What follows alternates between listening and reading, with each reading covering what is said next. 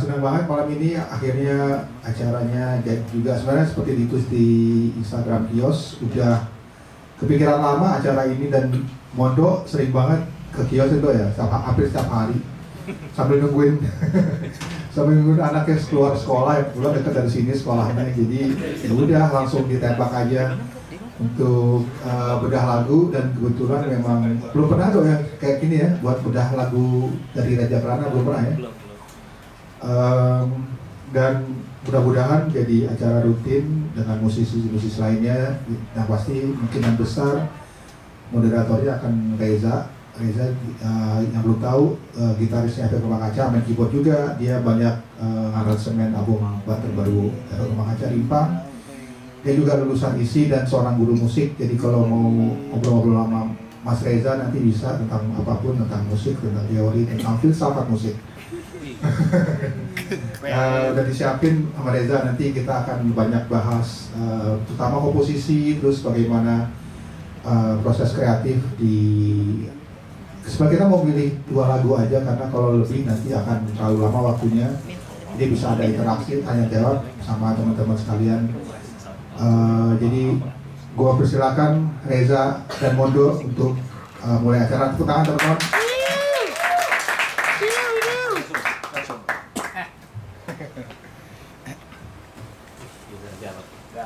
Halo, selamat malam semua. Jangan lupa untuk ada sebelah kanan. Oh iya, halo selamat malam semua. Asra nih gal. Halo selamat malam. Pastinya udah pada mendengar album Raja Prana ya? Udah. Di sini ada yang profesinya main musik nggak sih? Boleh tidak biar saya atau hobi atau ngeband atau gitu? Ada ya? Jadi sebagian besar apa? Pendengar aja. Pendengar ya? Ada basic ini nggak, ada basic minimal bisa 1 instrumen gitu. Jadi nanti kalau dijelaskan secara teknis mungkin nanti Mas Mondo akan dijelasin material komposisi yang aransemen secara teknis gitu. Nanti kalau nggak ada basic minimal istilah-istilah mungkin kalau bingung tanya aja gitu ya. Oke. Mas Mondo album Raja Prana itu tahun berapa sih Mas? Dirilis itu 2016 November ya, 2016 November itu produksinya berapa lama Mas Mondo? Produksi dari workshop. Kalau workshop sih jangan ditanya karena kan workshopnya sendiri di rumah. Oh di sini. Jadi mulai take pertama gitu ya 2015 pertengahan 2015. Jadi hampir 1,5 tahun. Oke, berarti semua material di album itu sebelum direkam sudah disiapkan segala sesuatunya gitu semuanya? Iya, hampir semua secara form, secara aransemen gitu ya, 70%. Jadi dalam bentuk MIDI? Iya, dalam bentuk MIDI. Dan partitur gitu ya? Ya, beberapa buat yang baca gitu ya? Yang baca kalau partitur. Oh, jadi metode produksinya nggak kayak ngeband terus kita workshop bareng, ngulik-ngulik di studio terus baru ketemu bentuk baru ngerekam gitu, nggak kayak gitu maksudnya? Kalau sendiri kan, maksudnya awalnya sendiri, jadi ya udah disiapin dulu gitu, baru habis itu di replace semua sama pemain musik. Terus biasanya untuk awal merekam sebagai track pertama, apakah pakai guide atau Mas Mondo langsung bikin track drum buat nge-get instrumen lain gitu? Biasanya sih udah ada track drumnya, jadi beatnya, groove-nya, break-breaknya tuh udah ada, baru habis itu take drum gitu. Oh, berarti drumnya mereplace drum MIDI-nya gitu ya? Terus setelah drum selesai, bass gitu. Baru habis itu take bass. Terus yang lainnya apa setelah bass apa Mas? Biasanya sih gitar. Kalau untuk keyboardan biasanya dari awal mungkin yang musiknya udah ada, musiknya udah ada, terus guide vokal udah ada, masih kadang-kadang belum berlirik gitu ya, terus habis itu gitar. Nah kalau yang kalau yang gue dengar sih Mas Mondo, hampir semua lagu tuh di bagian vokal tuh kayaknya sangat tertata gitu Mas Mondo. Baik vokal utamanya maupun vokal-vokal pendukung kayak layer choir atau filler vokal di beberapa part tertentu, di beberapa kata tertentu yang mendukung harmoni lagu gitu. Itu part vokalnya terpisah dalam artian setelah musik jadi baru vokal atau? Iya kalau untuk melodi utama memang udah ada gitu ya, tapi untuk bikin vokal, counternya itu sih biasanya agak terakhir itu. Terakhir ya? Setelah vokal utama direkam gitu? Iya, setelah vokal utama direkam. Kalau woodwind dan brass itu gimana Mas Winda? Iya, hampir bersamaan dengan vokal, cuma mungkin setelah itu juga sebenarnya ada juga, tapi secara resmi udah. Sebenarnya lucunya album Raja Kelana itu produksinya agak nggak umum gitu, karena waktu itu cukup sibuk ya, baru punya anak ya, terus ada banyak kerjaan juga, terus tapi kalau nggak ada kerjaan nggak kelar-kelar, jadi proses ngerjainnya itu hampir tidak terstruktur gitu ya. Jadi gue bisa take drum dulu 2 lagu, dasarnya cuman bass sama keyboard Rhodes gitu udah. Drum vokalnya masih pakai MIDI, terus habis itu ada beberapa lagu yang vokalnya belum, tapi gue udah nge-take strings, udah bikin elemen string, take string, ya kayak gitu. Jadi agak random, kayak ada satu lagu yang sama saksofonnya J, itu J take duluan, yang lainnya belakangan. Nanti belum ada bangunan musik yang jelas. Iya, bangunannya udah ada, tapi kayak belum take drum, belum take bass, cuman waktu itu pakai gitar akustik, sama rhythmnya udah ada, sama kayak vokal. Ya udah take dulu saxophone, berangkat ke Jogja, karena J bilang gue 7 hari lagi mau ke Amerika ya.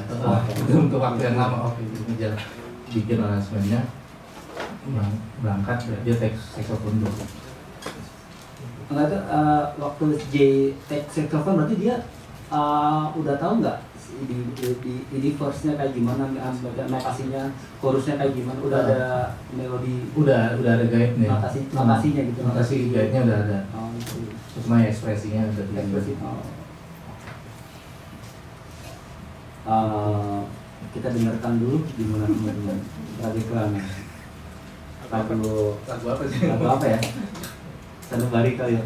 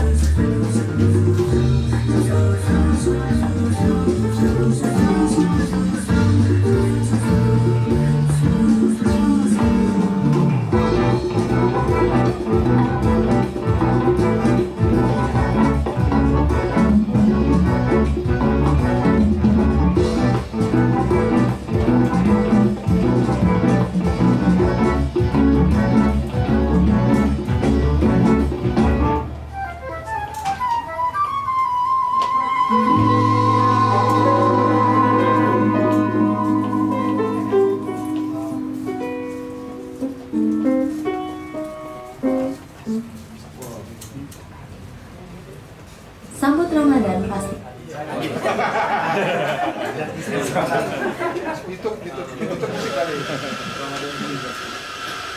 Oke. Orang itu di sini. Halo Pak Osman. Ada komentar nggak? Impresi apa yang didapat dari bangunan komposisi tadi? Atau enak aja atau megah atau megah dan rumit? Berpetualang ya. Berpetualang secara apa? Berpetualang gayanya gitu. Gayanya. Dari yang lembut menjadi tiga empat, terus jadi ada tiba-tiba swing. Kalau saya pernah membaca ulasan kenapa Beethoven jadi komposer yang terbesar gitu ya. Salah satunya karena dia bisa mengolah satu tema sederhana gitu. Dari tema tersebut dia menjelajah segala kemungkinan. Nah, kebiasaan kita tuh musisi di Indonesia gitu ya, kita banyak tema gitu. Jadi misalnya kita bikin satu karya gitu, pastinya berangkat dari tema kan.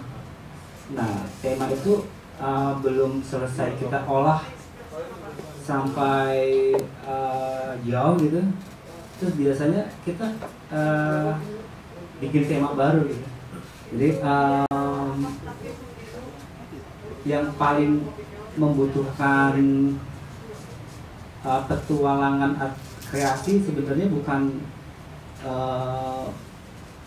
kita bikin temanya, tapi kita development tema itu. Jadi kalau dalam apa itu namanya itu teori komposisi ada 3 tahap. Satu itu pertama tuh eksposisi itu kita mengutarakan mengenalkan tema-tema gitu kan.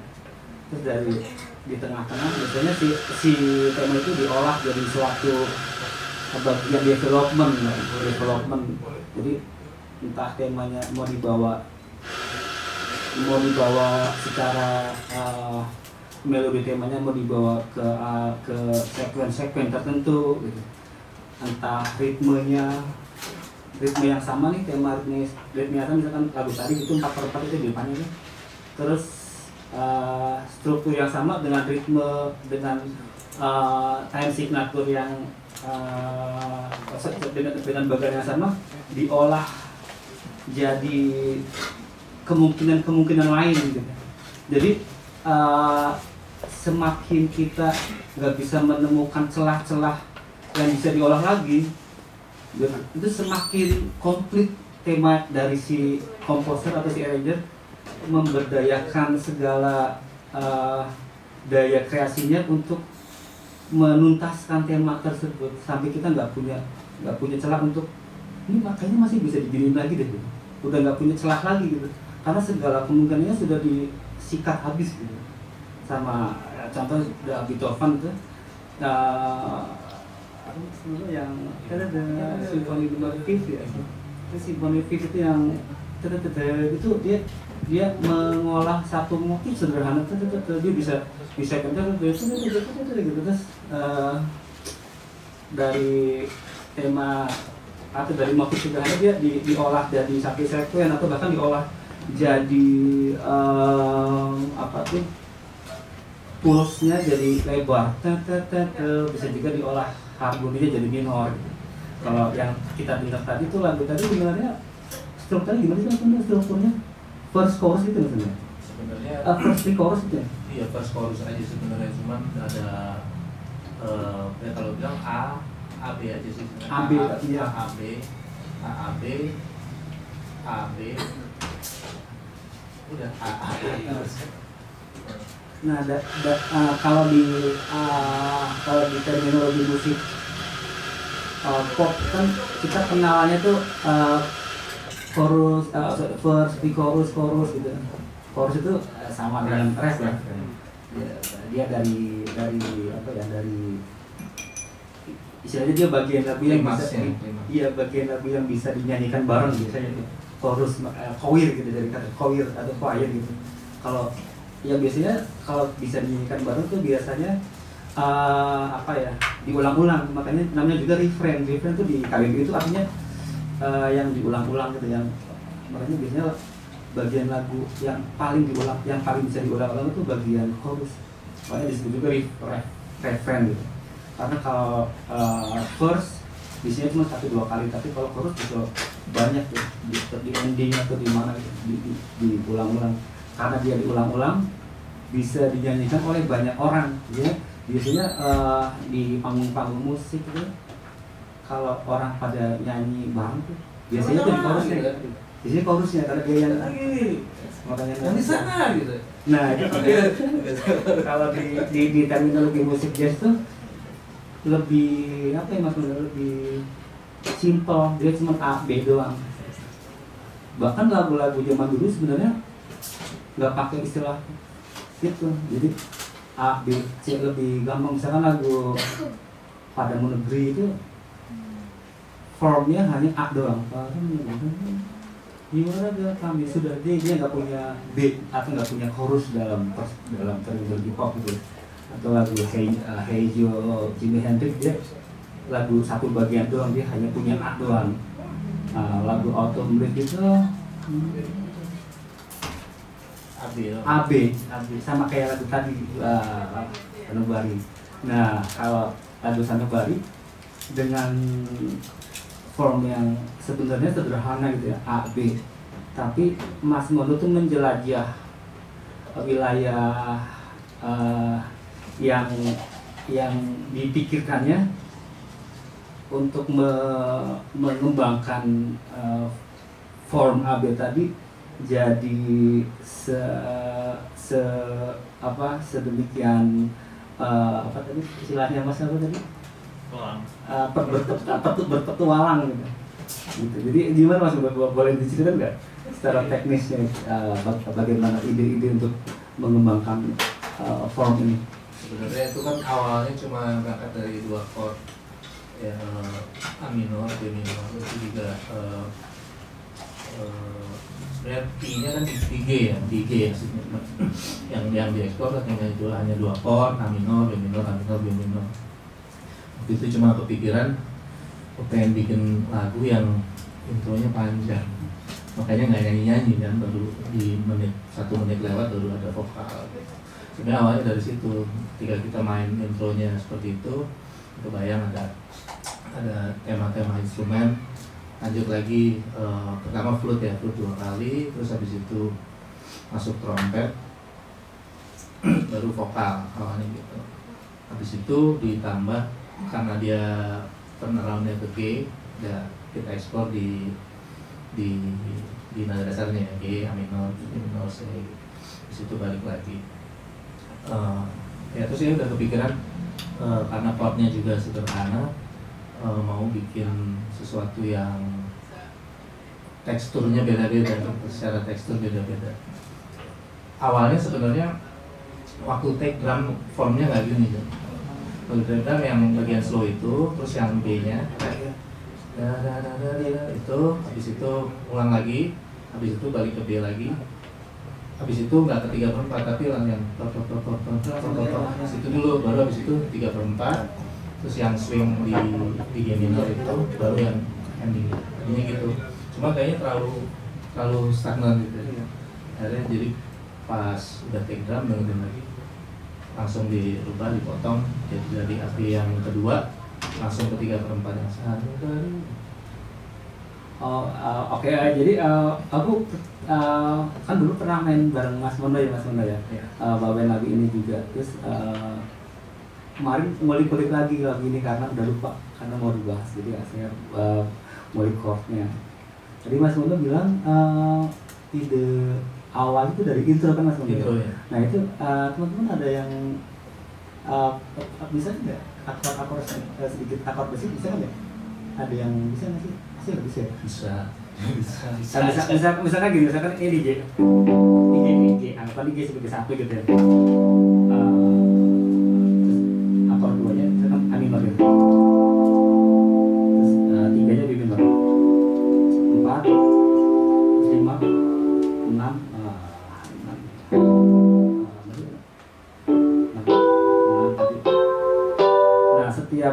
setiap akord tadi tuh punya fungsinya masing-masing. Jadi kalau ada dua akord minor yang bergerak secara apa istilahnya, secara whole note gitu ya, dari ada akord kayak gini, ini minor, terus dia bergerak maju, minor lagi, turun lagi, itu pasti akord minor yang pertama tuh akord fungsi kedua, disebut super, sebenarnya teknisnya supertonik sebenarnya. Terus akord tiga tuh median.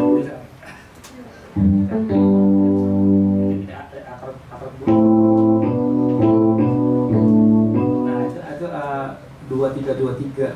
Nah yang bikin lagu ini dari intro mula sudah kayak mengindikasikan kompleksitas itu sebenarnya interval itu mas Munda ya, extension 9 mas Munda. Jadi aminornya dikasih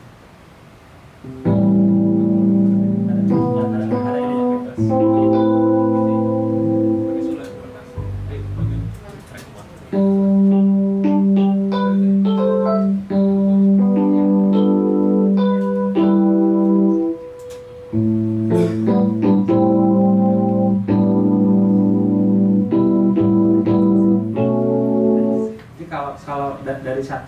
Dari satu gerakan ini dari sini ke sini ada satu not yang luar scale-nya dia. apa istilahnya apa ya, lu nggak tahu istilahnya tuh. Jadi dia nggak ada di tangan nadanya ya. Dia kayak jadi modal aja yang tapi dia jadi kayak kalau di gerakan progressive chord yang nggak dipunyai dari tangan nadanya biasanya disebut akord pinjaman atau borrow chord gitu ya. Jadi misalkan ada akordnya sebenarnya nggak ada di sini nih, tapi ada akord-akord yang aneh gitu, itu biasanya kita sebut borrow chord, atau kalau di dunia musik modal sebenarnya disebut juga modal interchange gitu. Nah dari satu gerakan ini tuh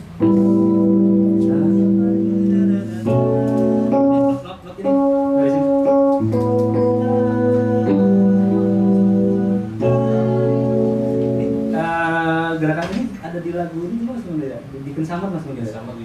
Bikin samar di lagu-lagu zaman sekarang, terutama di Indonesia ini jarang ada gerakan kayak gini. Makanya itu ada. Ya, mungkin ada juga kali ya kalau di musik, nggak tahu, ada R&B mungkin ya.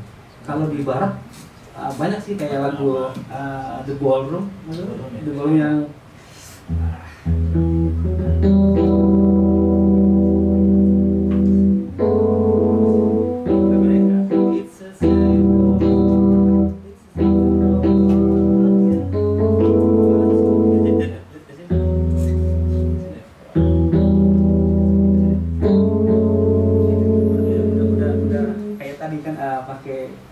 rumus yang sama gitu sebenarnya. Nah kalau yang tadi tuh aku jarang dengar sih di literatur musik kita, di musik pop gitu. Mungkin ada tapi mungkin aku enggak. Mungkin aku kelewat gitu. Nah itu dari intronya udah kayak mengindikasikan, ini kayaknya akan berpetualang nih ininya, harmoni dan itunya dan bangunan komposisinya. Menarik banget gitu. Ada yang ini nggak, ada yang nanya lagi nggak ke yang punya lagu gitu? Nggak harus teknis sih lagunya. Bisa aja. Nah tapi sebenarnya itu komentar tadi sebenarnya bagus mas Mondo. Jadi menurutku tuh kompleksitas itu nggak tujuannya bukan bikin orang jadi ruwet gitu kan. Jadi kayak bahkan evolusi teknologi perangkat digital kita tuh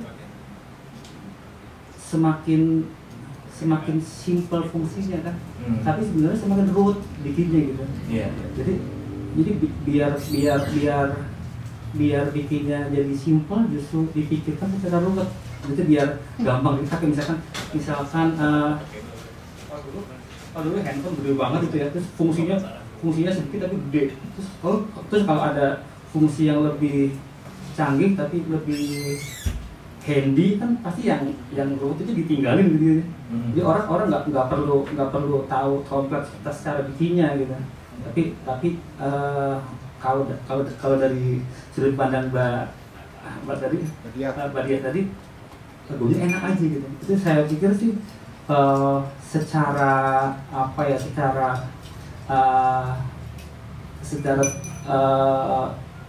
tujuan Mas Mondo bikin lagu itu berhasil saya pikir gitu. Jadi pendengar sebenarnya nggak perlu tahu rumit banget, yang penting enak aja gitu. Makanya kita bikin ini ya biar lo tahu ya. Iya.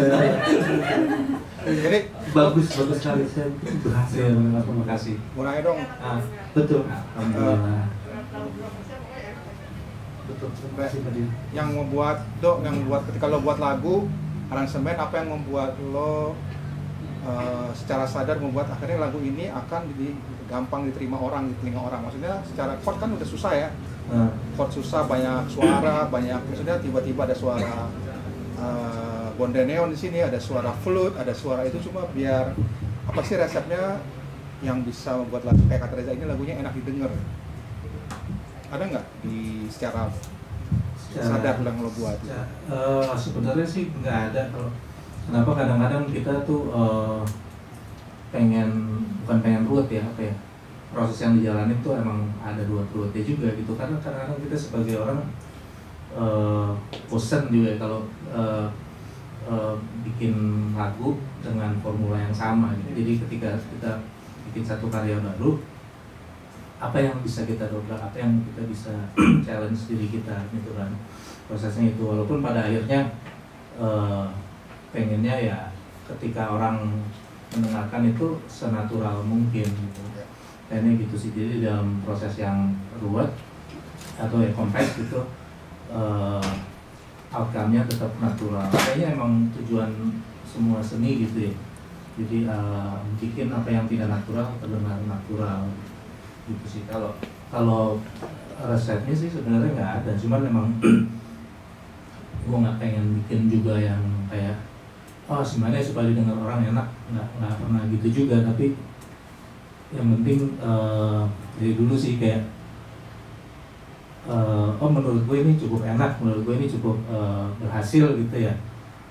Ya udah cukup gitu. Ya gue berharap ada orang yang kayak gue juga di luar sana gitu bisa mengapresiasi ini gitu. Kayak gitu aja sih. Kalau untuk proses detailnya ya paling ya memperhatikan detailnya aja sih sekarang.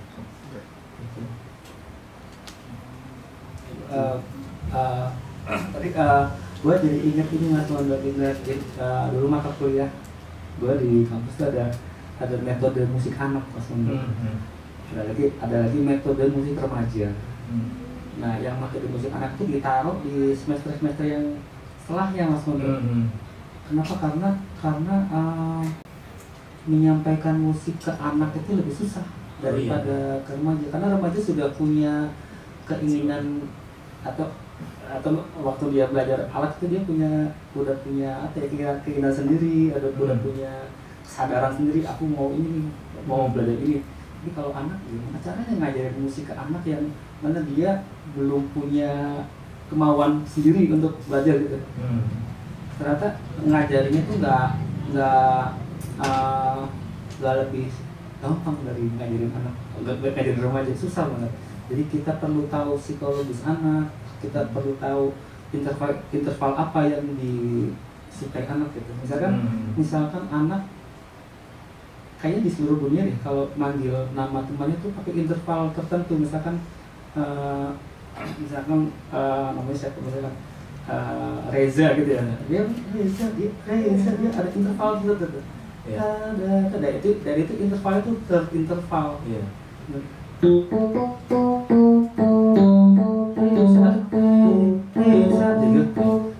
Makanya banyak lagu anak pakai interval itu.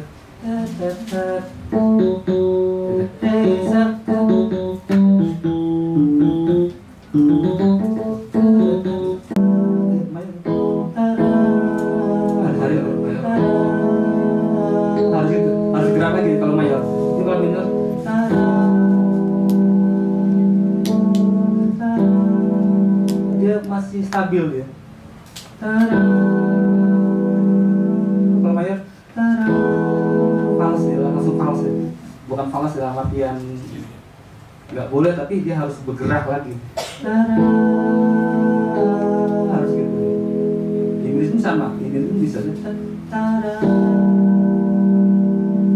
Masuk ke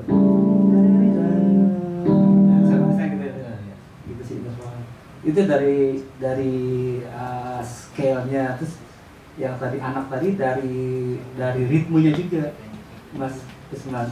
Jadi ritme yang misalkan 3/4, yang kayak bermain-main tuh bisa seneng, apa seneng. Jadi nggak ritme yang laid back, bisa laid back itu yang kayak pelan, dia lihat itu anak-anak langsung bosan. Jadi melodinya juga punya ciri khas, ritmenya juga gitu-gitu. Gitu sih. Belum bikin musik anak tuh Susah banget.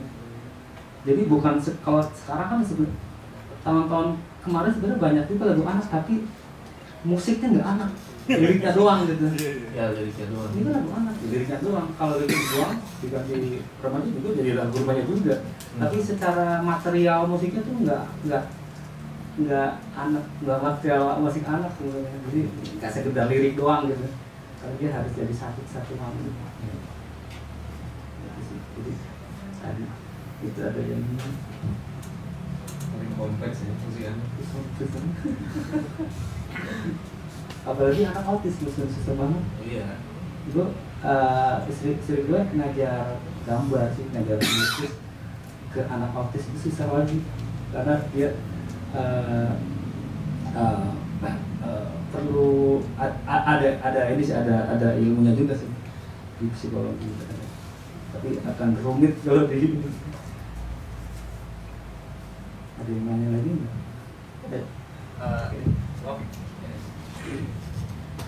Penasaran aja sih sama treatment vokal di lagu ini, soalnya dengarnya cukup nyaman, dalam arti kata terdengar padat tapi tidak terdengar seperti satu vokal singular aja. Penasaran aja itu sebenarnya layering berapa track si vokalnya. Dan soalnya terdengar padu dan koheren banget gitu, dan terdengar penuh. Sama ya mungkin itu aja sih. Sama tanggapannya senang banget sama chord terakhirnya, sangat pedas dan berbumbu. Apa tadi lupa? Inggris ya. Inggris ya.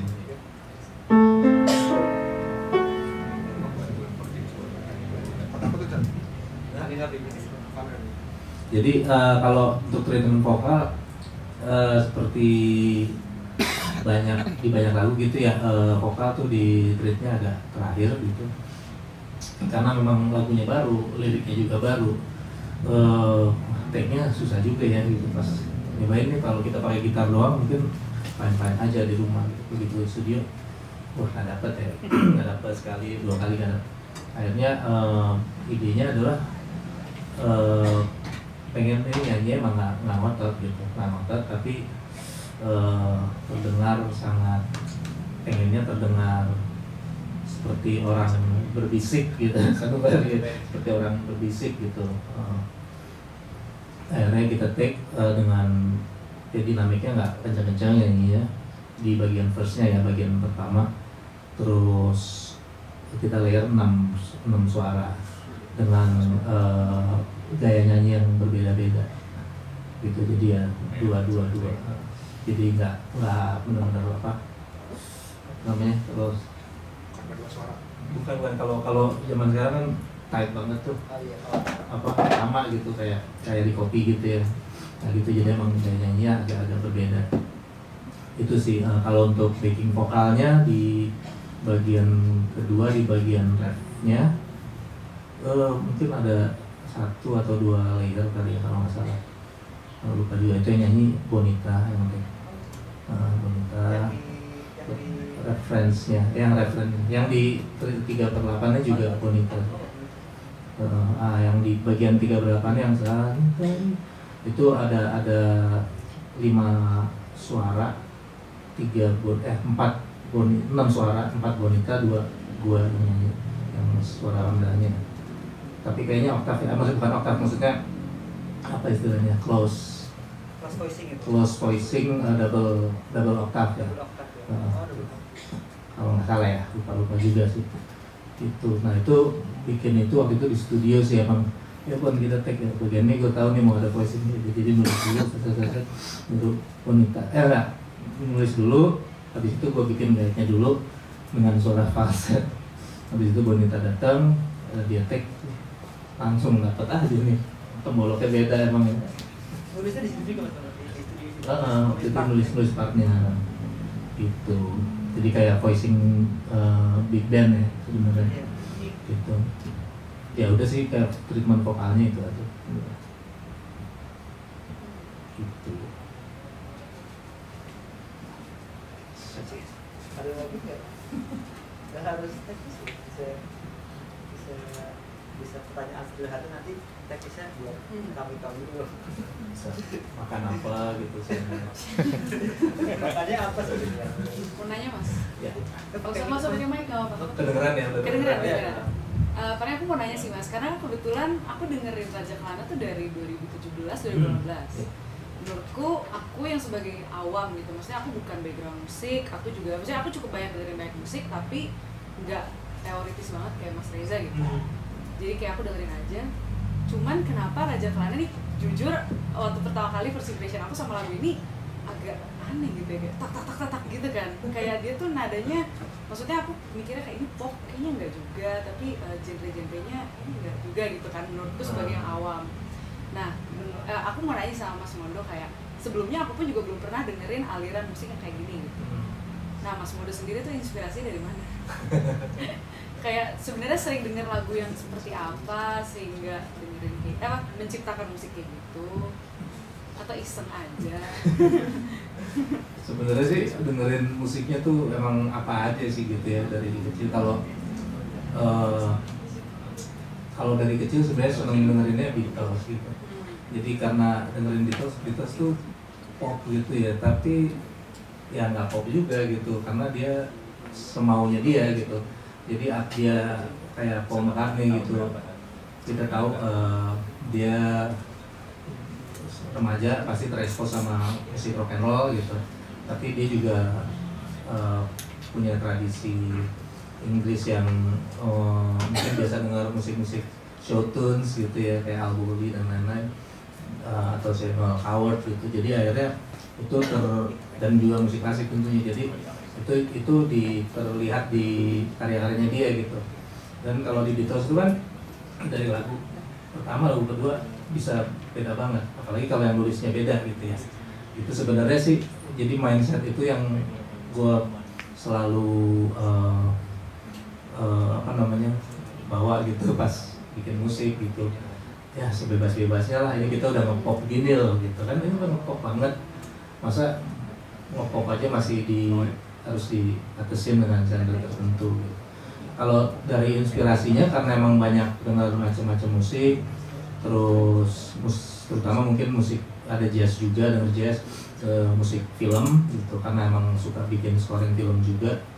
Jadi kalau bikin scoring film kan kita ngeliat gambar, di situ kita bayangin nadanya gitu.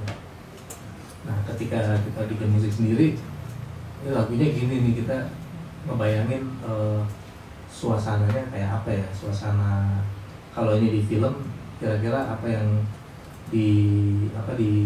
tergambar gitu. Jadi kalau kayak lagu ini barusan yang kebayang tuh sebenarnya film kungfu ya.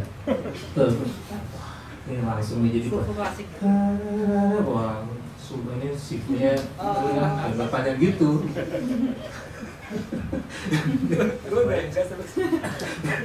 Jadi ada visualisasinya juga lah gitu gitu sih. Jadi kita berimajinasi aja sebenarnya.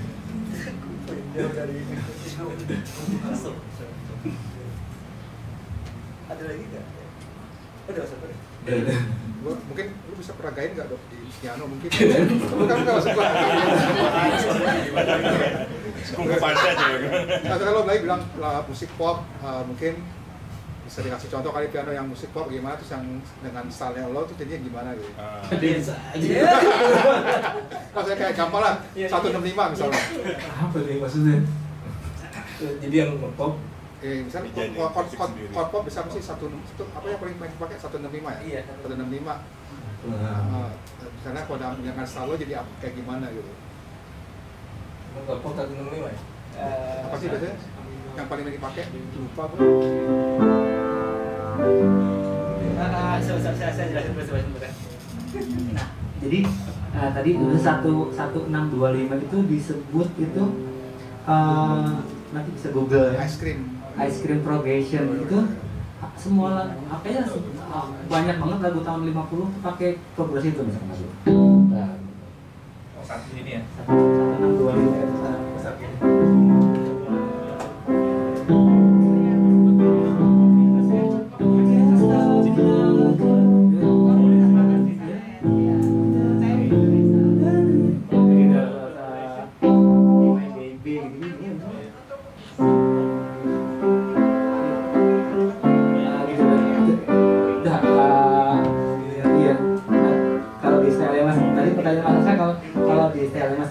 itu itu cukup banget kan, itu cukup banget ya. Apa yang bisa dibuat jadi khasnya Mondo. Khasnya Mas Mondo. Ini formula Duo musik.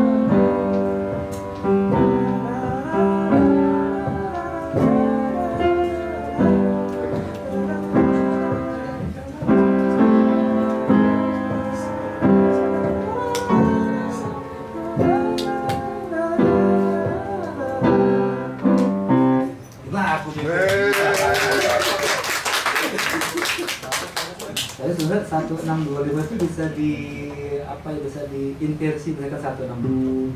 1625. Jadi nggak harus jadi dari progres ini bisa diinversi biar ada tension untuk semakin bagus dirilis misalnya. Dari progresi tadi yang punya tension yang tensinya gede untuk dirilis tuh akor 5 nya dan ini 5. Nah 5 ini paling mengandung tension untuk bergerak ke sini maksudnya karena dia stabil. 6 itu masih punya relatif dengan 1 jadi 1 ke 6 terus 6 ke 2 oke dulu lumayan tension perlu bergerak terus 5. Nah 5 itu yang paling perlu untuk dirilis dengan segera. Nah semakin kita menambahkan tension dari setiap progresi maka akan semakin enak gitu. karena analoginya semakin tegang semakin enak. Jadi kalau kita punya masalah kalau kita punya masalah ya kalau masalahnya selesai itu tingkat kenyamanan selesainya tergantung dari besarnya masalah itu. Kalau masalahnya gede banget begitu selesai wah lega banget. Tapi kalau masalahnya juga remeh-temeh selesai juga ya. Jadi misalkan kayak misalkan 6-nya gini. 6-nya kayak gitu. Dia kan udah tegang gitu semuanya. Duanya dikasih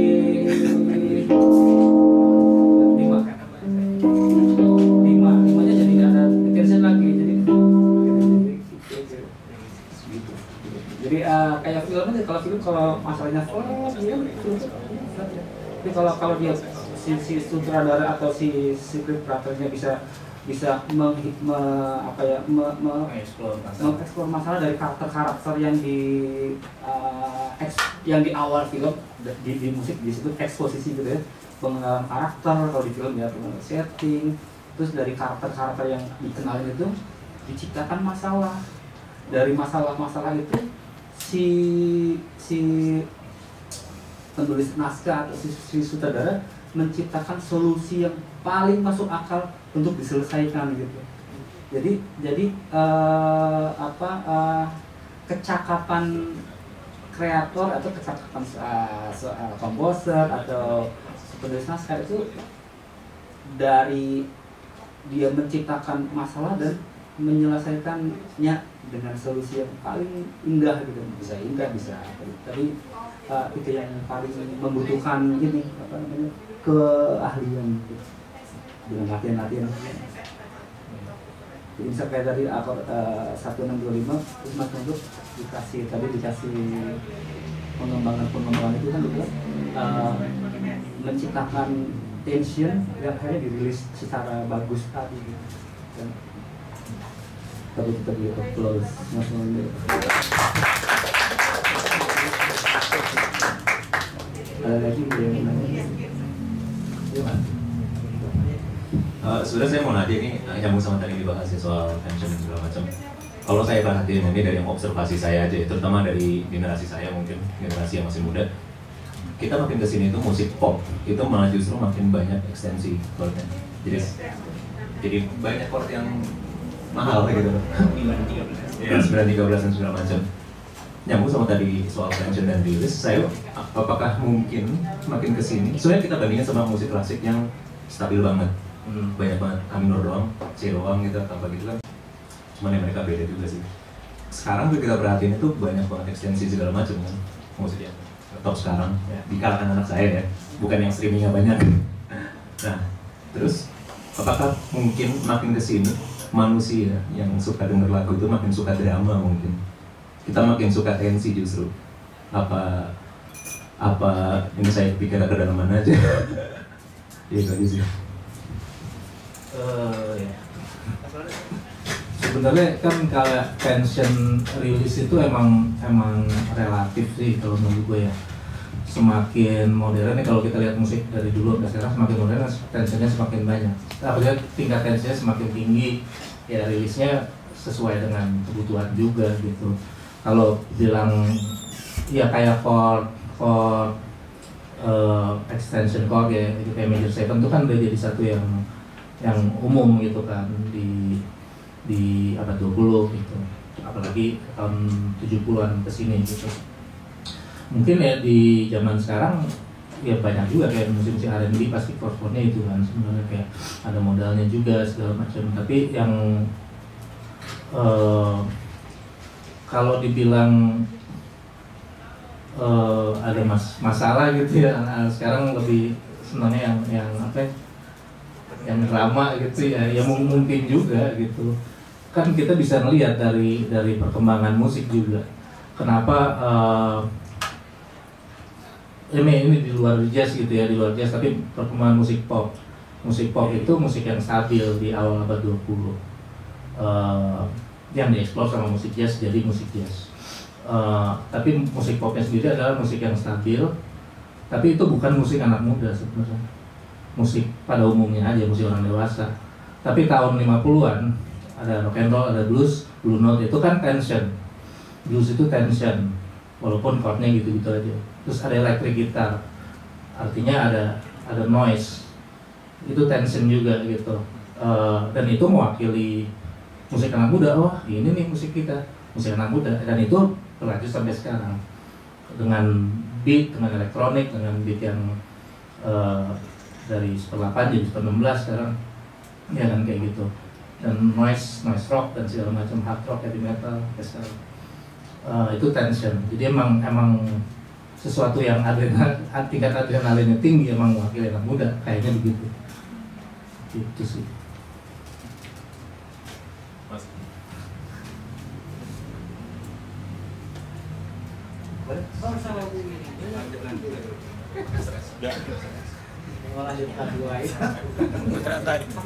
Masih soal tensi. Nggak apa-apa ya. Kalau tadi kan Mondo bicara tensi dari berbagai sisi ya. Dari Reza tadi juga sedikit menyentuh soal lirik kalau masalahnya makin tinggi ya harus ada solusi di akhirnya gitu kan. Jadi ada dimensi musiknya, ada dimensi ininya. Nah, pertanyaan saya sebenarnya kalau bicara tensi itu atau masalahnya besar yang mau dipecahkan di dalam lagu itu seberapa jauh dia harus mempertimbangkan bukan hanya verse, pre-chorus dan chorus, tapi juga ada bridge, ada outro misalnya di terakhirnya itu. Itu seberapa jauh itu dipertimbangkan waktu bikin lagu. Dan mungkin cerita dikit, tadi saya telat datang, bisa nggak cerita dikit proses yang Rainy Days on the Sidewalk gitu. Itu prosesnya gimana dalam melihat tensi-tensi itu tadi?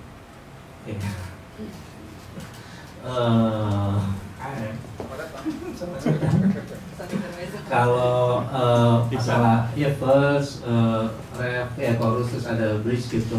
Sebenarnya bridge itu kan secara tradisional dia menuju chorus gitu ya, habis interlude, bridge terus baru chorus tanpa ada verse lagi gitu. Ya pertimbangannya sebenarnya flow-nya aja sih. Kalau saya pribadi bikin itu kadang-kadang satu buah ide itu punya takdirnya sendiri gitu. Jadi kayak ada satu phrase musik berkembang lagi jadi beberapa phrase jadi satu bagan. Ini dia punya takdirnya sendiri. Apakah dia butuh chorus ataukah dia butuh bridge atau enggak gitu. Soul aja ya. Iya, asalnya aja kayak gitu. Nah, ketika bikin Rainy Days on the Sidewalk itu ngalir sedemikian. Jadi kan kalau nggak salah formnya itu A, B, C. Refnya di C-nya gitu ya, chorusnya. Itu aja sebenarnya udah lengkap gitu. Tapi balik lagi ke apa? Ada interlude. Bridge-nya itu di situ interlude. Sebelum akhirnya dia masuk ke pre-chorus. Tapi dimodulasi gitu, dipindah kunci, itu aja sih. Thank you.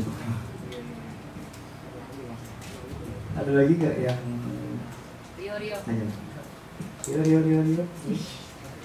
mana ya?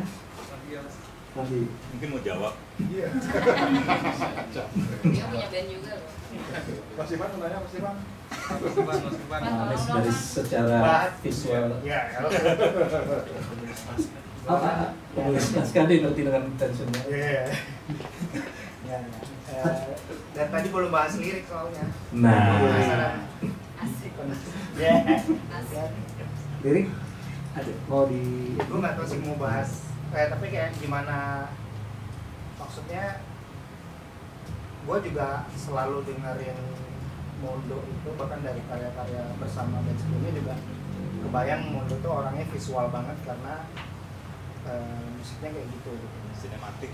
Iya, ada nafas sinematiknya yang kuat gitu, dan kayak ada specific feeling, walaupun gue nggak nyangka Sanubari malah kungfu ya.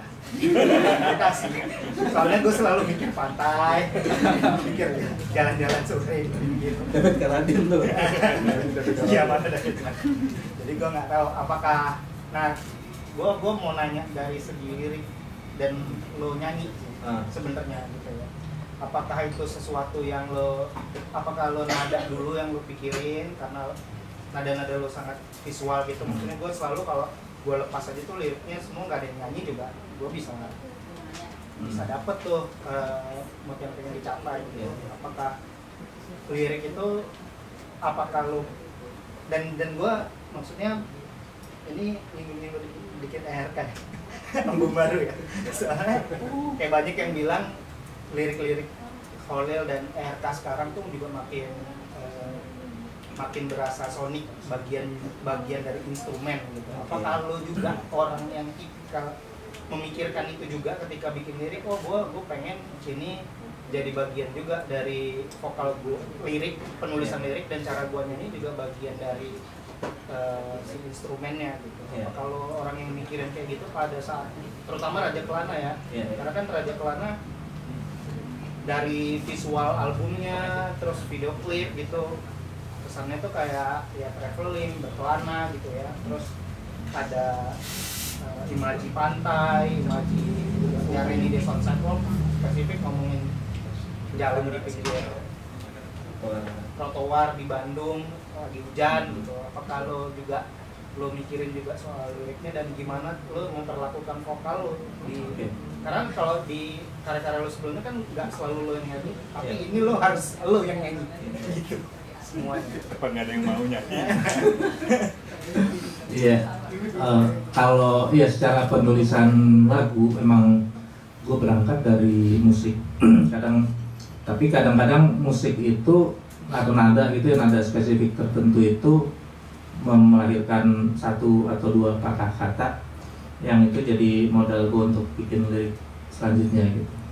Kenapa bisa muncul kata-kata gitu ya, mungkin kata itu cocok dengan nada atau interval tersebut, kayak Reza cocok gitu kan. Itu akhirnya jadi modal buat bikin lirik selanjutnya. Kayak jadi trigger awal gitu ya, ke trigger. Jadi kalau untuk selanjutnya gimana, biasanya dari situ gue udah punya bayangan musik secara sound gitu, secara ya arrangement berapa persen gitu ya udah ada, dan itu lanjut lagi paralel dengan si lirik ini, berarti ini cocok liriknya seperti ini. Jadi kayak nuansa yang lo rasain tadi Pan, itu melahirkan lirik yang dinyanyiin kayak gitu kurang lebih. Kalau dibilang emang apakah vokal dan lirik konsonannya kata-katanya gitu, suku katanya itu bagian dari pengalaman musikal, iya gitu. Karena menurut gue memang ada dua tipe pencipta lagu ya. Pencipta lagu yang berangkat memang dari liriknya, biasanya secara melodi tidak terlalu bisa explore gitu, atau yang berangkat memang dari melodinya baru liriknya, liriknya terinspirasi dari melodi itu. Begitu juga dengan penyanyi kayak gitu, kayak Frank Sinatra ya, dia menginternalisasi lirik itu jadi ucapannya dia gitu kan, ada artinya gitu. Ketika kita dengar Ella Fitzgerald itu suku kata itu jadi instrumen buat dia. Ya kalau karena gue ini di ranah pop, dia di tengah-tengah itu sih kurang lebih gitu. Berusaha balancing itu berarti ya? Iya, karena gue mau jadi Ella Fitzgerald juga nggak bisa, ya kan, mau jadi Frank Sinatra juga kayaknya ini mafia banget. Gitu. Tadi aku mau melanjutkan pertanyaannya Mas Usman tadi di menyangkut masalah tension tadi. Jadi pada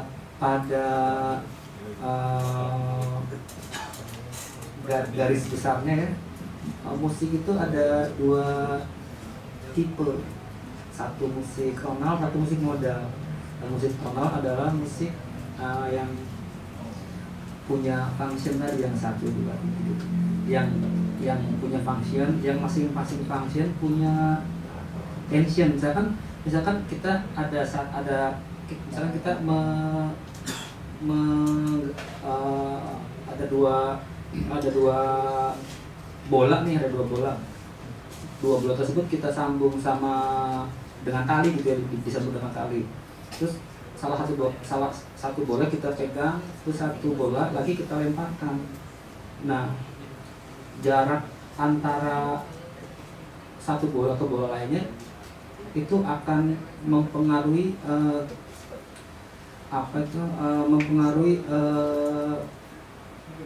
tension gitu. Misalkan semakin jauh dia dilempar, maka ditariknya jadi semakin susah, semakin dekat lebih gampang.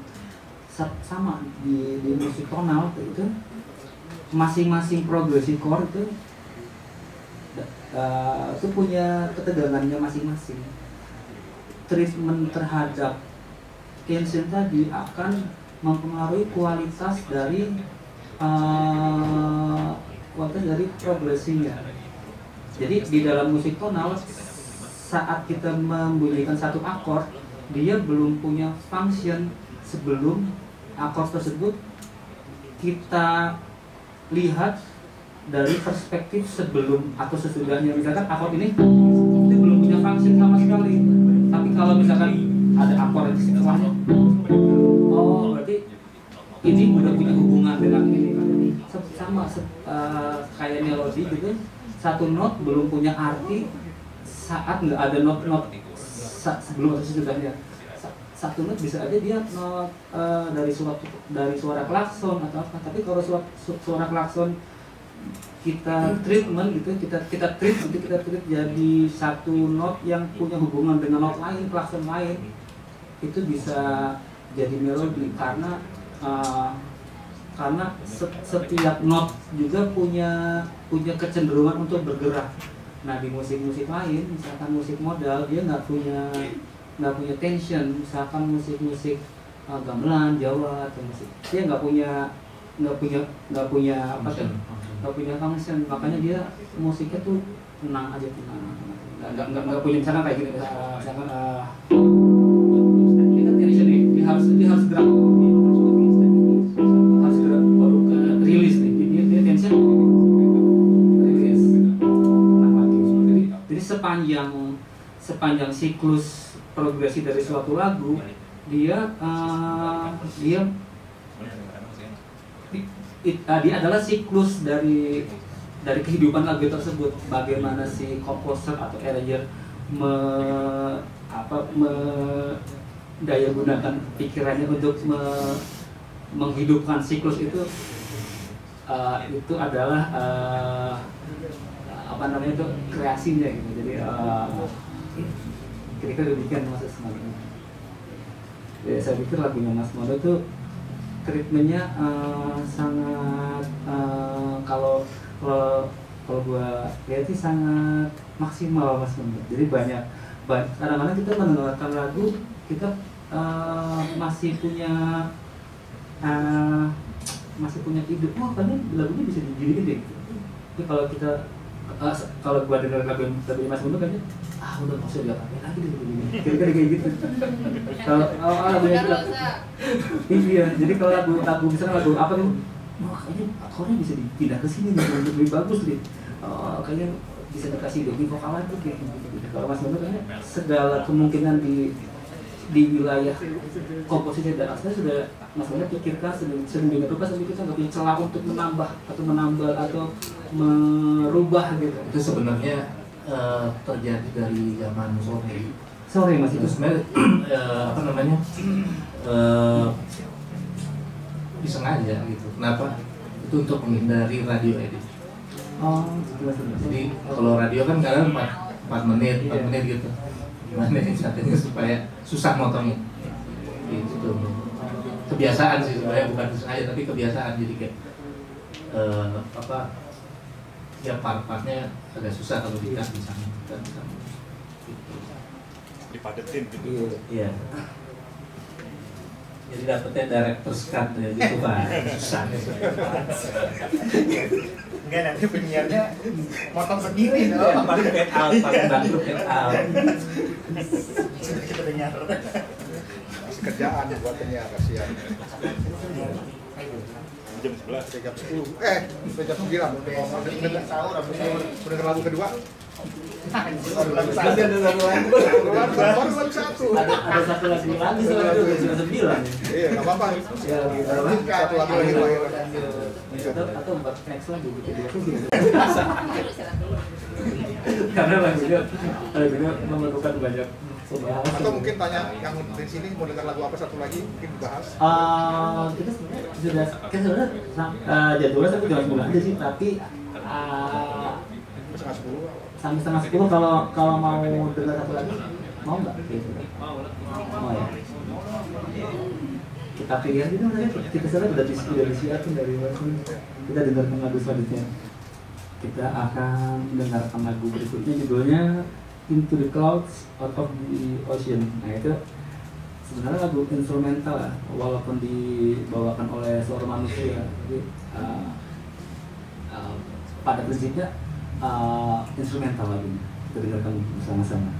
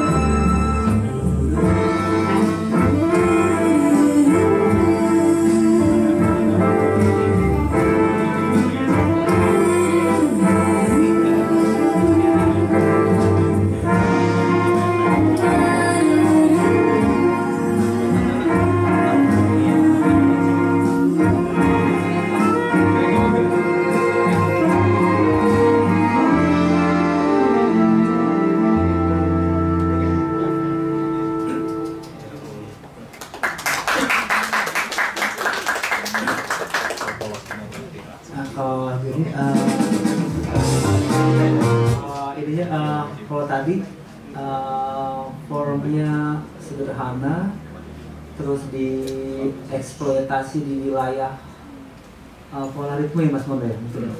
Kalau yang sekarang yang kita dengarkan barusan itu formnya ada banyak, ada berapa bentuk? Tiga ya? Tiga juga semua. ABC ya.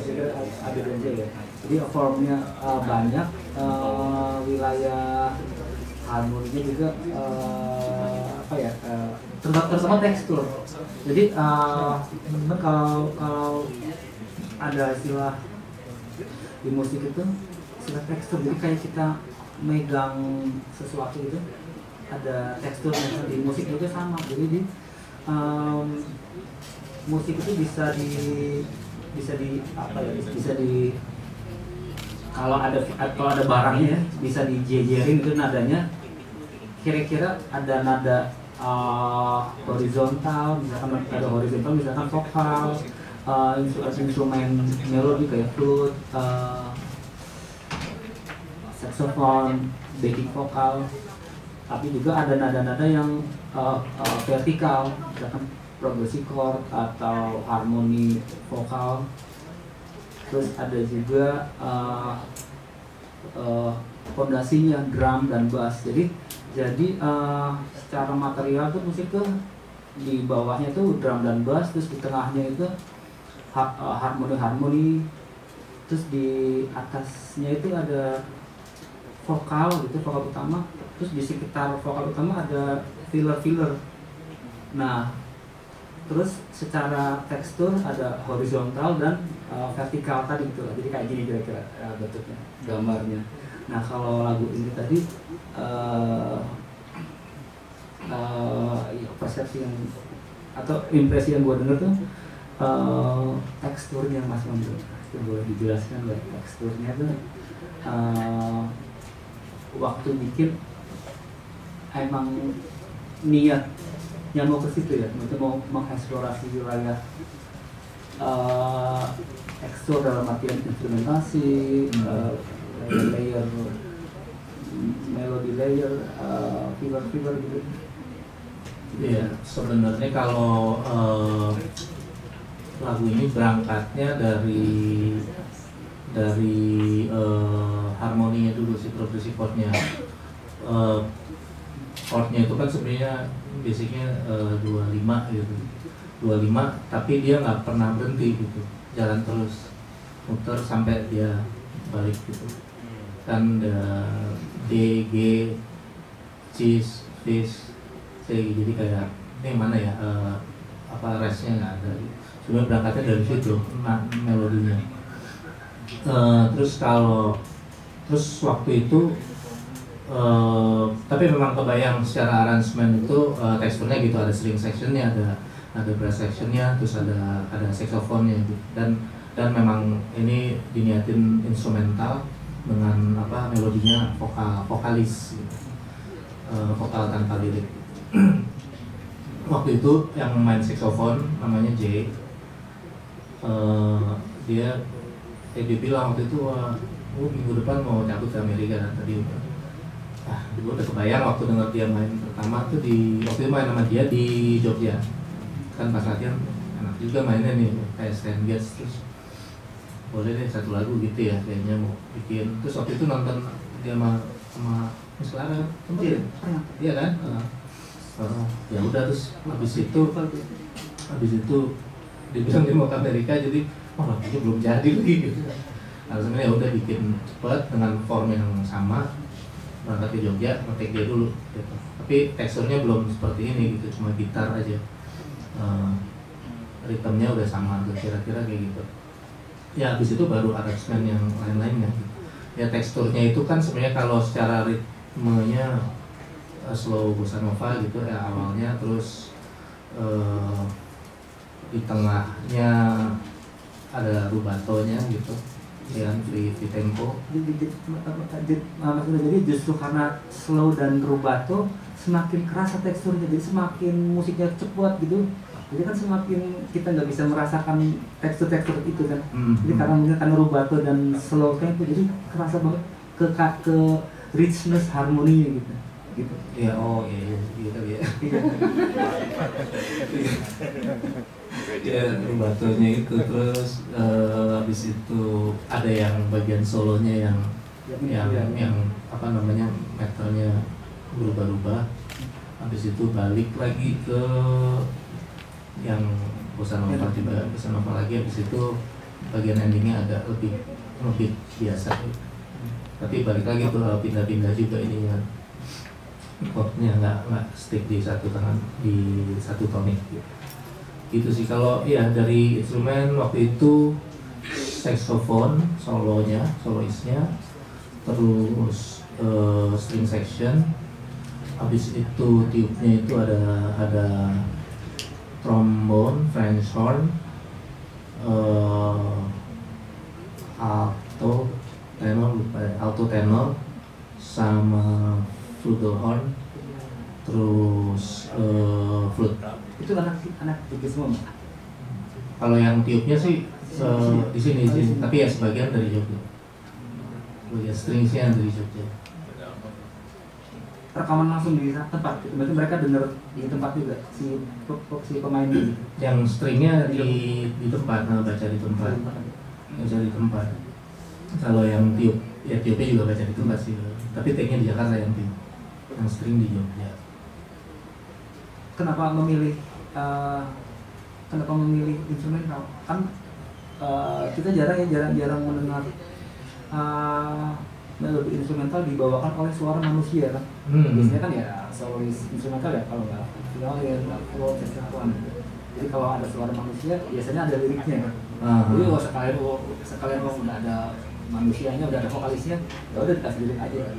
Itu kenapa memutuskan menggunakan suara manusia tetapi tidak pakai lirik? Oke.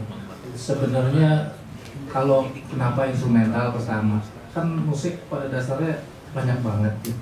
Ya, mungkin bisa dibilang 80% musik yang ada itu sebenarnya instrumental, ya, yang pernah diciptain manusia gitu.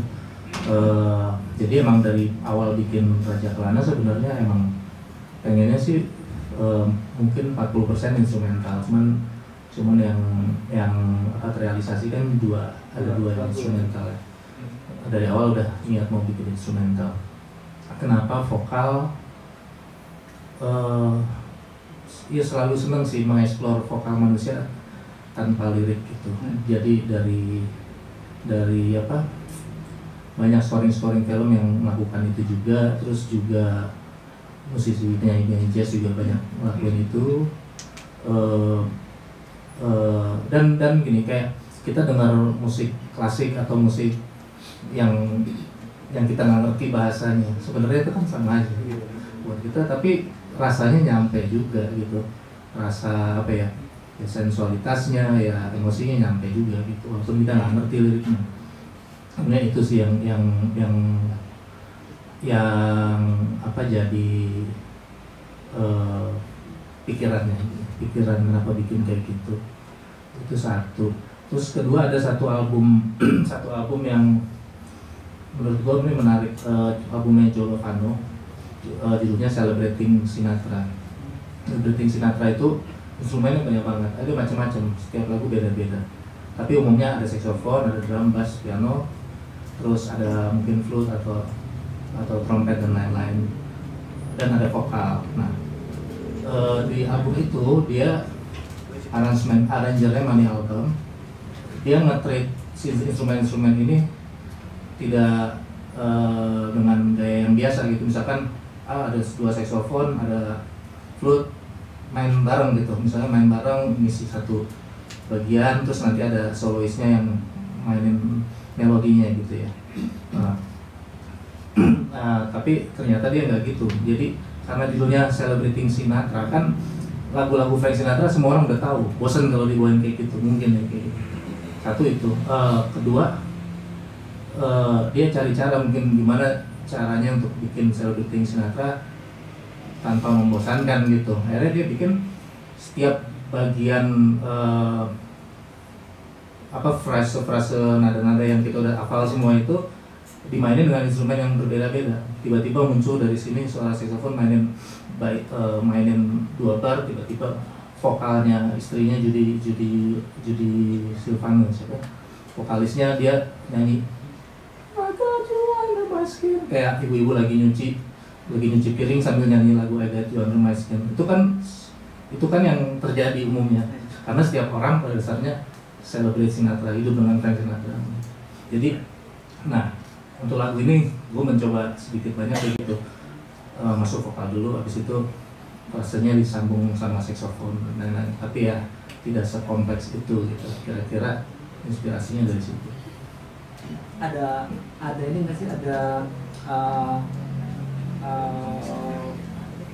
mau ngejar tertentu, misalkan sama seperti alat musik gitu ya, alat musik akan mempengaruhi timbre ya Mas Mondo ya.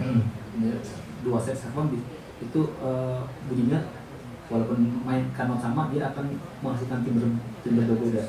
Pemainnya juga akan, jadi satu instrumen kalau dimainkan oleh dua player, timbrenya akan berbeda juga. Nah kalau manusia kan lebih luas lagi timbrenya, karena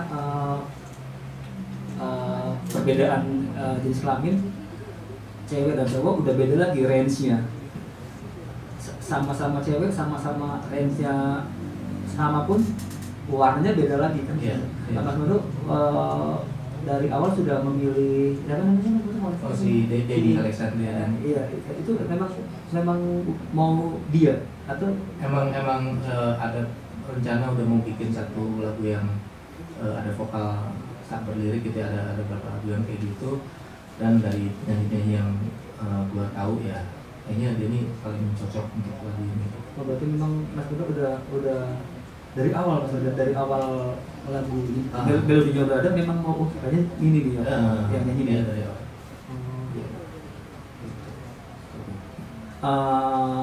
Mungkin ada yang nanya nggak terkait lagi nih? Boleh sih. Oke. Bapak aman ya. Mungkin balik lagi ke arah secara konseptual, bukan secara teknis sih, karena balik lagi aku tidak awam ya. Tapi dengan dengan inspirasi yang ada secara di albumnya dan juga di masing-masing lagunya itu seperti sebelumnya tuh, misalnya lagunya tuh kayak kungfu gitu. Tapi kalau misalnya sekarang tuh apakah dari kayak aransemen lagunya dulu yang dipikirin, atau kayak dari gue tuh mau membuat tuh lagunya seperti itu, terus setelah dimain-mainin lagunya, aransemen tuh lebih cocok seperti ini, atau kebalikannya gitu, kayak dimainin dulu terus kayak ini mirip seperti judulnya atau bagaimana gitu Mas. Iya. Bisa dijelasin. Kalau yang ini sih sebenarnya secara melodi mungkin udah lebih utuh gitu ya.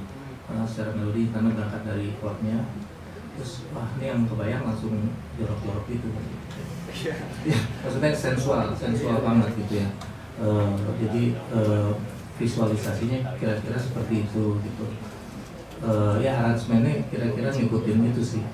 Jadi mungkin kebayang kayak ya ada romance-nya gitu ya, terus pas bagian yang free tempo lebih lebih dalam air, kita ngeliat orang renang di dalam air, tiba-tiba dikeluarin ngeliat langit kayak bayangnya sih gitu. Bapak terus bagian situ mungkin asik juga nih jalan di ngiterin gunung di Eropa atau di Corcovado di Italia. Itu bayangnya sih seperti itu.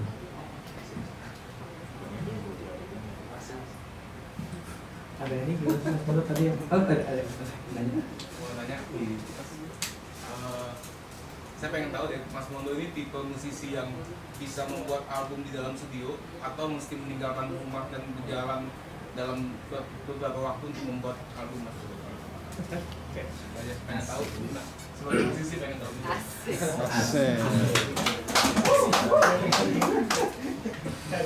Yang jelas sih makannya harus enak. Padang nih. Apa namanya? Sikola. Apa namanya? Sikola. Itu inspirasi. Kalau gue sebenarnya basically bikin lagu ya di studio gitu ya, kerja di studio gitu. Bisa-bisa aja gitu. Cuman semua pengalaman kita ke luar kota atau kemana kita jalan itu emang ngebawa inspirasi gitu, paling nggak memori gitu kan kita kan kemana kita bikin apa, kita ngajuin ini itu kan kita ngebangun memori gitu, akhirnya itu yang terimpresi ketika kita bikin lagunya nggak lagi di pantai terus bikin lagu lagi gitu, ngapain gue bikin lagu di pantai, mendingan gue ya kan berjemur atau ngebir gitu kan.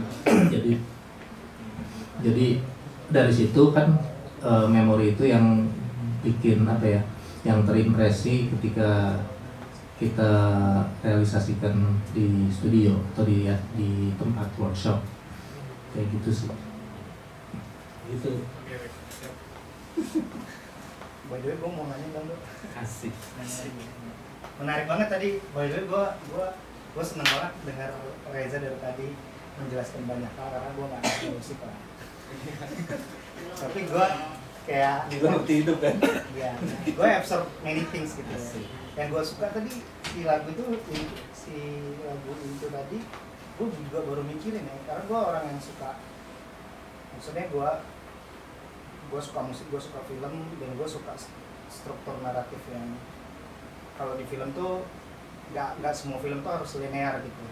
Kadang-kadang yang banyak juga film yang gue suka tuh nggak harus ada payoff dan lain-lain. Dan gue tadi barunya lagu itu gitu juga ya, lo banyak banget, maksudnya ada break di tengah, ada kayak semacam break gitu, tapi lo ternyata nggak mengubah kalau misalnya di prop gitu. Aduh, ada Asra lagi, gue sosok ngomong prop. Ada mamangnya. Iya, sering Asra. Tapi kalau di prop kan nge-break, lo bisa berubah. Yang gue denger ya, yang beberapa yang gue denger, lo bisa berubah haluan banget, tapi lo tadi malah lo enggak gitu. Kayak gue nggak ngerti, gue buta nada sama sekali. Tapi gue sih merasa feelnya masih sama kayak sebelumnya gitu.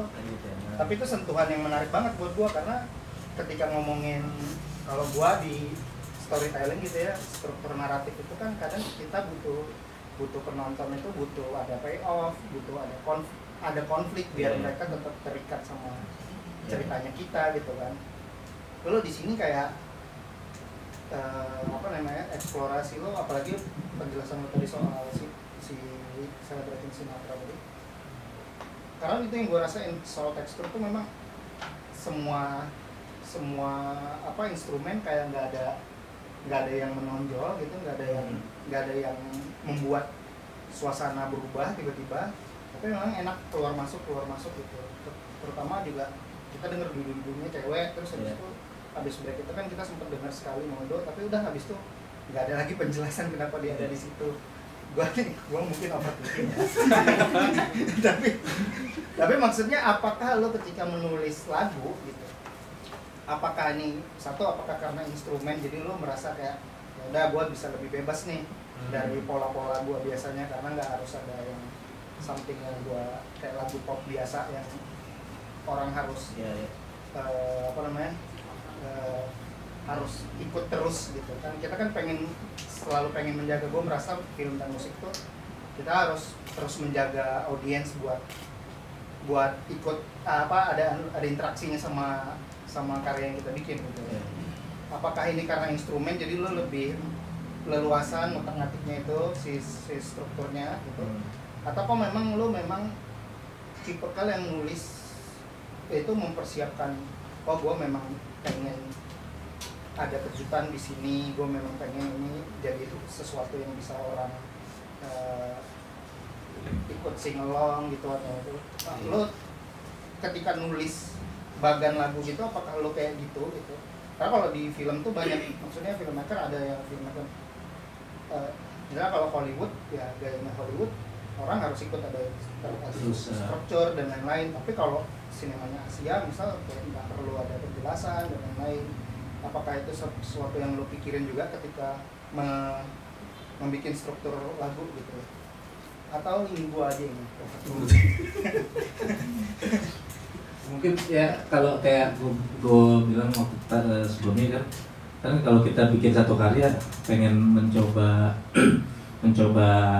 berbagai cara gitu dari ide awal yang ada gitu kan. Terus kayak lagu itu nggak ada konfliknya gitu ya. Iya. Kalau ada konfliknya nggak nyambung sebenarnya, terkesan nggak nyambung. Mungkin kayak itu juga film gitu. Kadang-kadang gue ngerasa melihat gambar aja sih kan dari situ, gambarnya begini tiba-tiba ada yang seperti ini, kayak lo nonton karena nih yang bayangnya kan kayak film Eropa nih ya filmnya gitu ya kan, lo dibayangkan gue. Jadi keingetnya misalkan Godard gitu kan, tiba-tiba lagi gini tiba-tiba yang nggak nyambung, bahkan musiknya suka ngagetin gitu, tapi tetap dia balik lagi nggak ada apa-apa gitu. Jadi kayak gitu ya, musik juga bisa dibikin gitu, gue rasa gitu ya. Kayak ya tadi Celebrating Sinatra, kayak sebenarnya ya ini dia lagi nyanyi-nyanyi aja gitu. Kayak gitu habis sampai itu habis gitu. Gitu sih. Itu memang lo something yang memang lo rencanakan gitu, lo plan gitu, lo plan out gitu, atau memang kayak ya udah merespon aja? Iya, merespon aja sih. Gue misalnya berangkat dari temanya, terus habis itu dari instrumen yang ada di kepala gue gitu ya. Ya habis itu berangkat gitu aja. Ya habis ini begini baru disusun. Berarti lo nggak pernah kayak orang tuh pernah nggak lo yang nyusun? Oh, gue mau strukturnya kayak gini dulu nih, baru gue pikirin masukin. Ya pernah juga gitu. Tapi kan secara ini aja, Pak, secara apa? Rough aja gitu. Ini akan ada ini, ada ini. Gitu. Sip, gitu.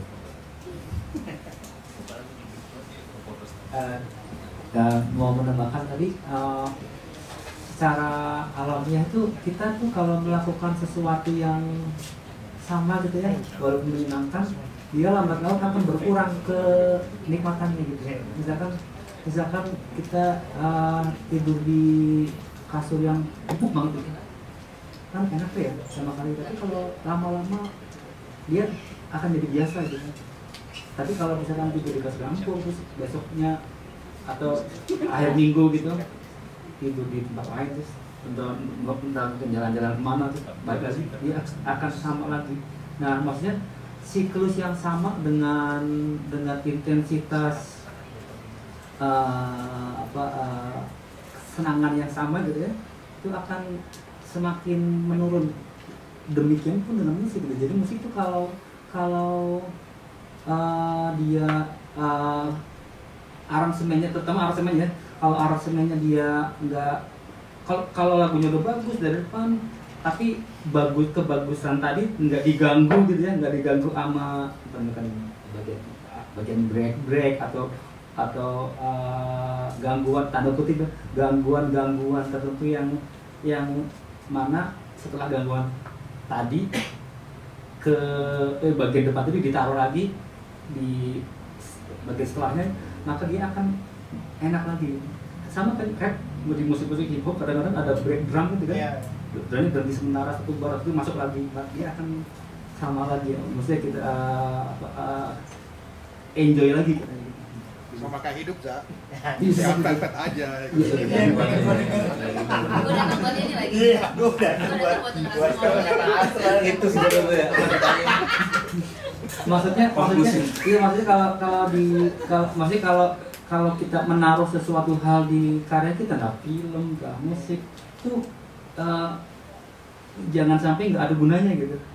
Misalnya ada satu scene di film, ini kan nggak penting-penting amat deh, nambahin cost kan, jadi dibuang aja, nggak ada pun nggak apa-apa gitu. Di musik itu gitu, ini tuh nggak penting gitu, nggak ada pun nggak apa-apa gitu. Ya kalau usah aja kan gitu. Kalau biasanya kalau lagunya sudah, kalau kita rasa sudah finish gitu, ini udah finish tuh. Biasanya sih kita udah rasa gitu, udah perlu, maksudnya udah nggak perlu diapa-apain gitu. Tadi sih udah memang ada nanya juga. Nanya, Sarah mau nanya. Oh, pakai mikrofon ya, maju dong. Ini Sarah belum tahu ya. Sarah mau nanya. Bulanan. Dok, kan musik lo kan orkestrasi banget ya, maksudnya ya gue nggak tahu nama istilahnya apa, tapi orkestrasi banget, instrumennya banyak, segala macam. Terus bikin lama ya, rekamannya jadinya lama.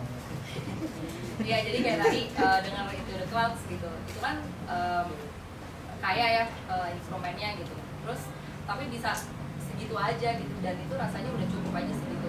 Nah, apa sih kamu bisa tahu waktunya cukup dengan instrumen sebanyak itu, kapan bisa meredam itu, kapan bisa membatasi itu, karena kan banyak juga ya tadi menyambut omongannya Reza, kayak di film ataupun di musik, kadang-kadang ada scene atau ada sound yang rasanya sebenarnya kurang perlu gitu, mubazir aja. Sebenarnya kalau di take out pun itu tidak akan mengubah lagu atau filmnya gitu. Nah, kapan lo bisa tahu itu harus stop, kapan tahu kadarnya ya segitu aja gitu sih. Gila-gila, tepuk tangan. Kapan bisa tahu itu sebenarnya ada. Biasanya kalau yang ini masalah budget ya, itu udah pasti tahu udah habisnya budget dan waktu. Tapi yang kedua adalah kapan bisa tahu kapan mesti stop dan enggak, itu umur. Umur, jadi maksudnya gini, dulu rasanya tuh nggak pengen stop gitu, rasanya ada aja yang kurangnya gitu kan.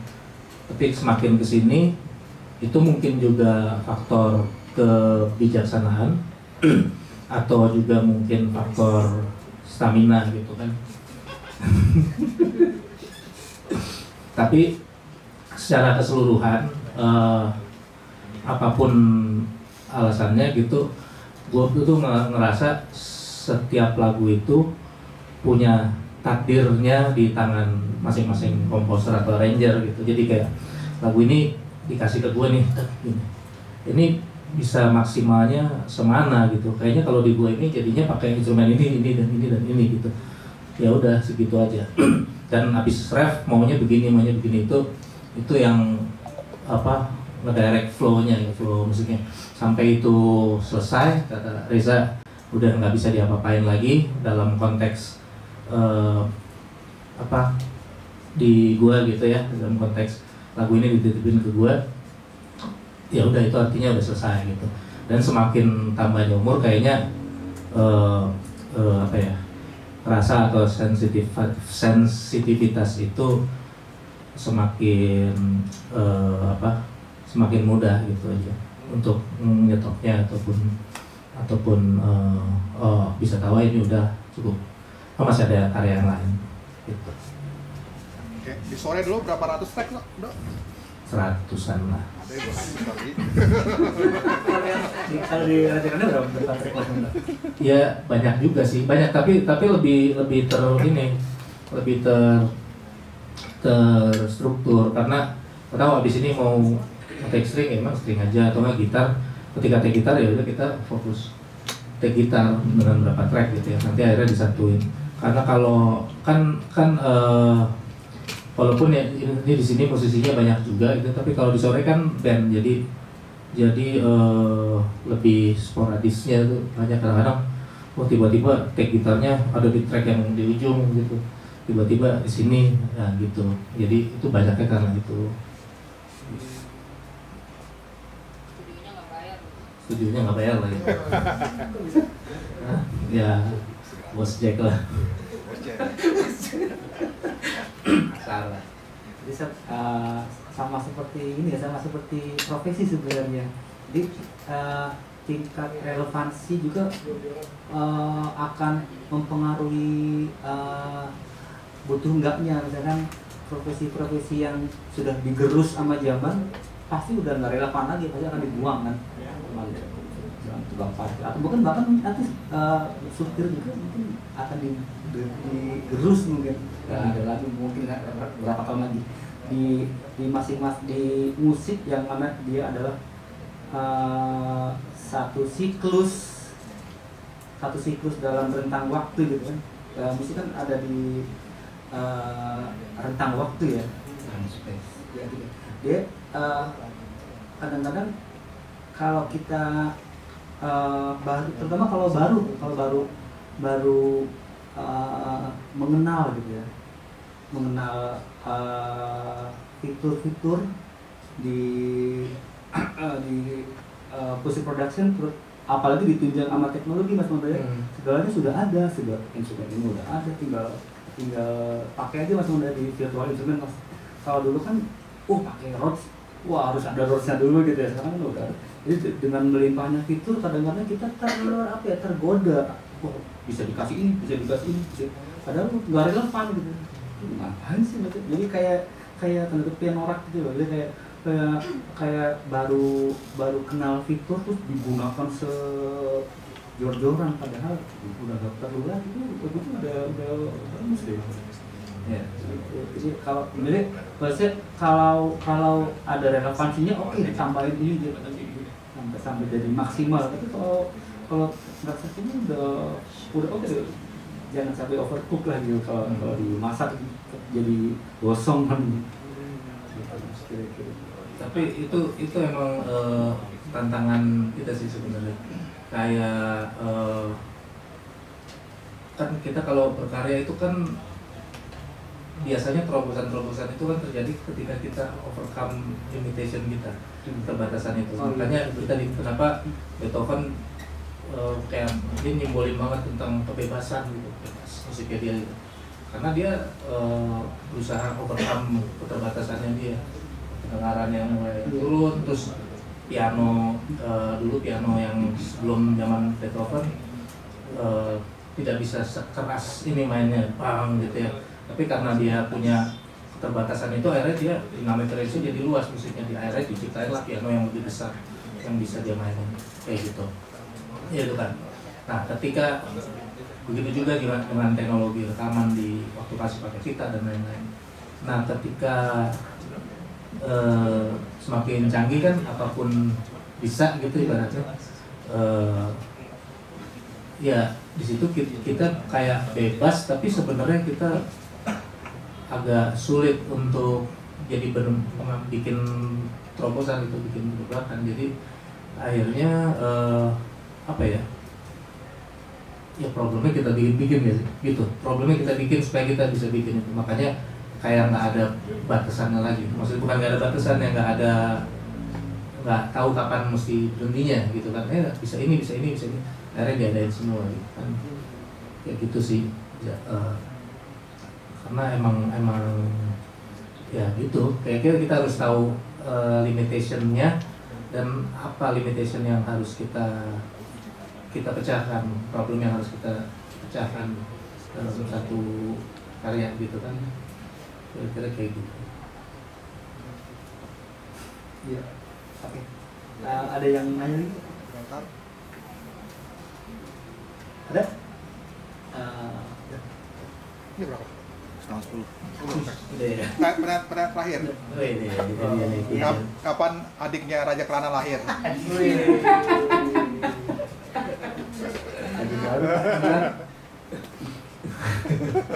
segera diproses aja. Gila, lama banget.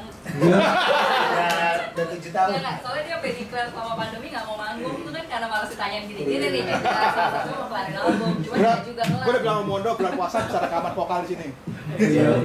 Kios. Kita bikin kayak itu ya. Iya kan, biar cepet kelar. Ya materi udah ada, tinggal nunggu ininya aja, hari baiknya. Bulan puasa lah. Lihat primbonnya dulu. Tapi biasanya bulan puasa tuh bulan yang baik buat rekaman. Nggak ada job ya. Hari biasa juga nggak job juga. Banyak kantor ya. Gitu. Aman? Saya mau menyampaikan menutup dulu. Jadi saat kita bikin karya itu, maka karya tersebut akan punya kehidupannya masing-masing dan kita nggak bisa mengontrol lagi dia mau kemana, dia mau mati muda atau mau abadi. Selama kita berevis jadi si musisi, seniman pasti akan meninggal kan. Kalau 60, 70 tahun, 80 tahun dia akan meninggal, tapi karya itu bisa abadi gitu. Makanya sebaiknya kita pas bikin karya harus meninggalkan jejak-jejak yang baik lah gitu, biar syukur-syukur bisa lebih panjang dari usia senimannya gitu. Oke. Top. Oke, terima kasih sesi pertama seri pertama dari bedah lagu sudah bisa diselesaikan ya Bang. Kalau mau ngobrol langsung sama Mondo bisa juga ya langsung. Kalau mau ngobrol langsung sama Mondo bisa setelah ini. Sampai jumpa di bedah lagu seri 2.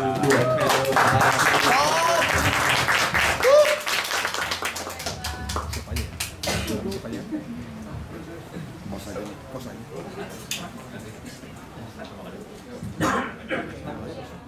Apa?